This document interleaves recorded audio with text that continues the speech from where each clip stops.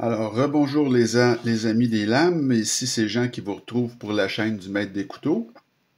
Alors, cette semaine, on reprend nos vidéos de notation évaluation, mais de reprise. Alors, on a un grand client cette semaine, un couteau, écoutez, iconique, vraiment un couteau d'une très grande beauté et d'une très grande force, le Benchmade Crook River. Alors, c'est pleine grandeur. Alors, c'est pas la version mini, c'est vraiment la version pleine grandeur. C'est un couteau de toute beauté, comme vous pouvez voir, là. Mais bon, c'est pas parfait, vous allez voir. Alors, en guise de comparaison, je vous montre des couteaux, des très grands couteaux, là. Vous avez ici le Bestech Swordfish. Donc, comme vous pouvez voir, même le Swordfish, là, est légèrement plus petit que le Crook River. Et vous avez le très connu rat numéro 1, alors qui est un couteau pleine grandeur. On sait qu'un rat, c'est quand même un gros couteau. Et c'est lui aussi légèrement plus petit que le Crook River. Donc ça vous donne une idée de la taille de ce mastodonte, là, le Benchmade Crook River. C'est vraiment un très grand couteau. Alors, si on y va maintenant au niveau des spécifications de ce très beau couteau, là. Alors, c'est 9,3 pouces ou 23,62 cm. Alors, c'est vraiment très gros. C'est une lame de 4 pouces, 10,16 cm. Le poids est en conséquence, hein, 5,41 onces ou 155,37 grammes. Donc, c'est un couteau qui est lourd, là. L'acier, c'est CPM S30V. Vous avez une lame de type clip point là-dessus. L'ouverture se fait via des goujons de pouce. Bon, ça c'est très correct, là, ça va bien. Évidemment, le mécanisme de verrouillage, c'est le Axis Lock, donc un mécanisme de rouillage par barre. La finition de ce couteau-là, au niveau de ce modèle-là particulier, que moi, c'est celui que j'aime le mieux, c'est du Diamond Wood et vous avez de l'aluminium ici en avant, là. Des bolsters, comme on dit. C'est un couteau qui est sur rondelle de bronze, comme à peu près tous les Benchmade.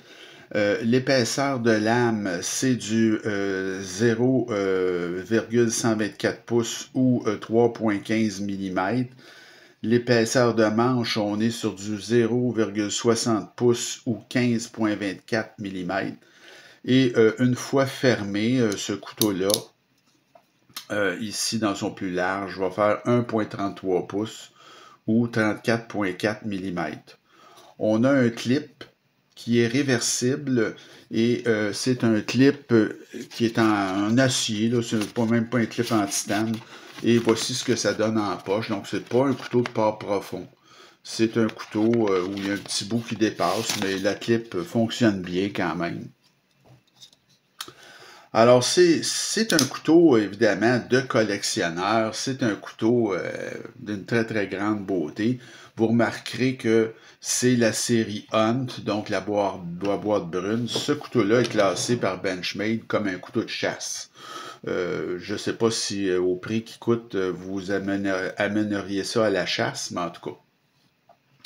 Alors, au niveau du design, alors c'est un design qui est classique et moderne à la fois, hein.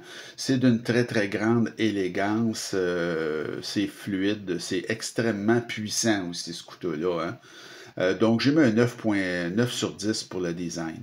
Les matériaux, ben, vous avez l'acier CPM S30V, le Diamond Wood, l'aluminium, des rondelles de bronze, le Axis Lock, bon, le clip qui est réversible, mais qui est un clip en acier. Donc, c'est des matériaux de grande qualité, là. Bon, j'ai mis un 9,5 sur 10 pour les matériaux. Au niveau de la présentation assemblage, alors comme je vous disais, vous avez la boîte brune de Benchmade, là, et vous retrouvez là-dedans une petite pochette avec des petits feuillets, là. C'est très bien, là, chez Benchmade. Et l'assemblage, ben écoutez, c'est vraiment ultra solide, là.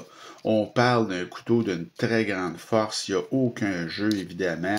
vous allez avoir la lame qui est centrée. Et c'est un couteau on ressent une très grande puissance quand on l'a en main. C'est fait pour... c'est fait solide, là. C'est fait pour durer la vie, finalement, ce couteau-là. Alors, j'ai mis un 9 sur 10 pour présentation, assemblage, là. Il y a un souci du détail, là. La qualité est là quand même. Il n'y a aucun... il n'y a aucun chevauchement là, au niveau de l'insertion du bois. Là. L'action, elle est très bonne. C'est une action qui est évidemment assez fall shot avec le Axis Lock, là, verrouillage par barre. C'est pleinement ambidextre aussi.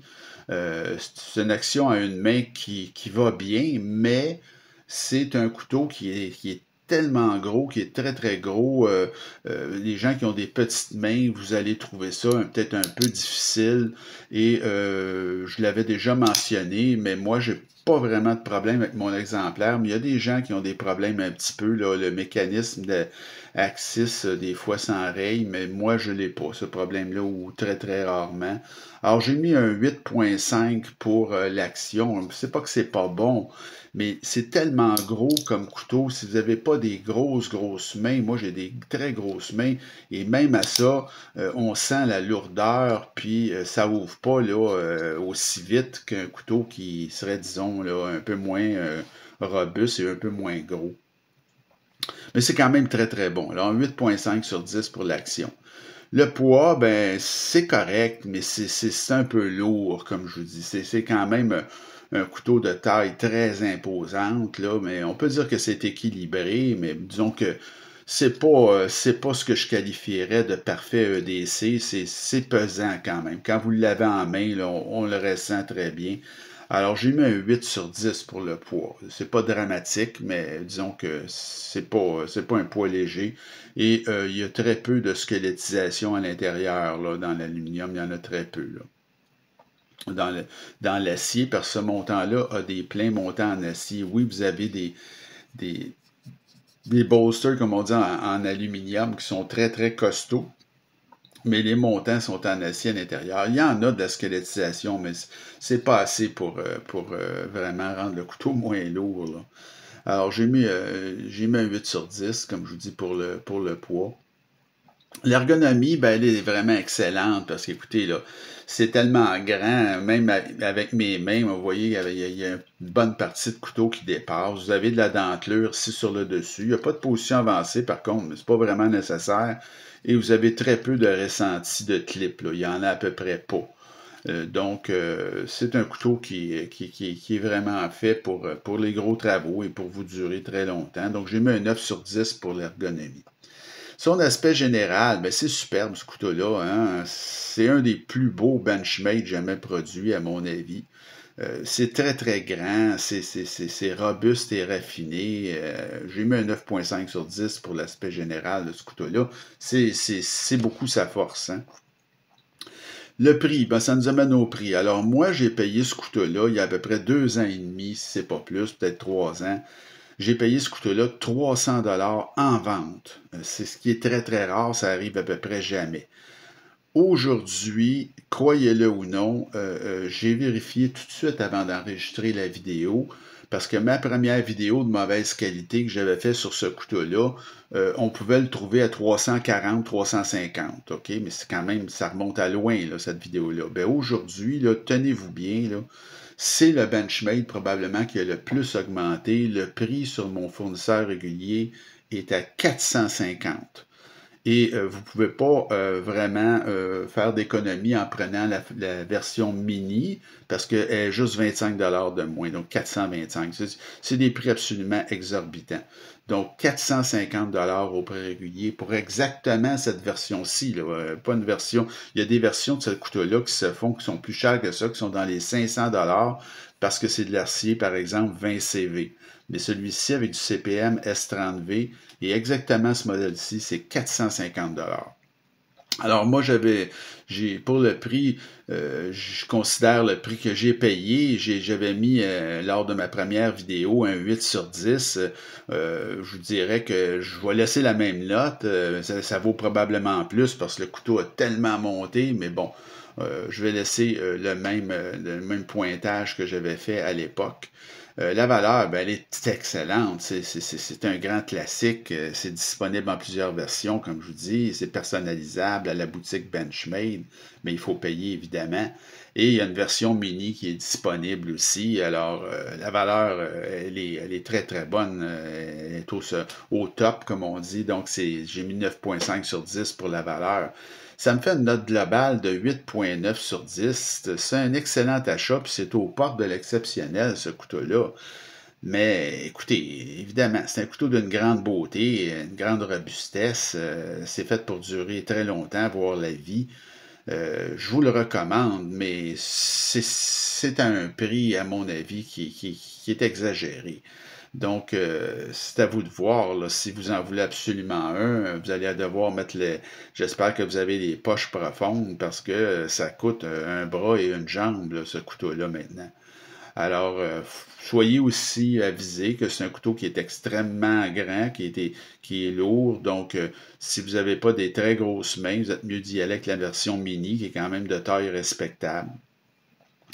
Mais c'est presque au même prix, comme je vous dis. Alors, c'est sûr que c'est un couteau qui est fait aux États-Unis, en Oregon. Comme tous les Benchmade, on paye pour ça et pour la réputation, vraiment. Mais c'est un couteau de collectionneur. Écoutez, si vous êtes prêt à mettre le prix, je peux pas vous le dire, achetez pas ça, c'est pas bon. C'est très bon. C'est un très beau couteau, très bon, très solide, qui va vous durer toute la vie.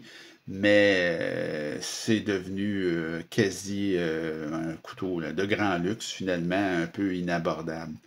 Donc, j'espère que ça vous a plu, cette révision et notation de notre Benchmade Crook River dans sa version Diamond Wood.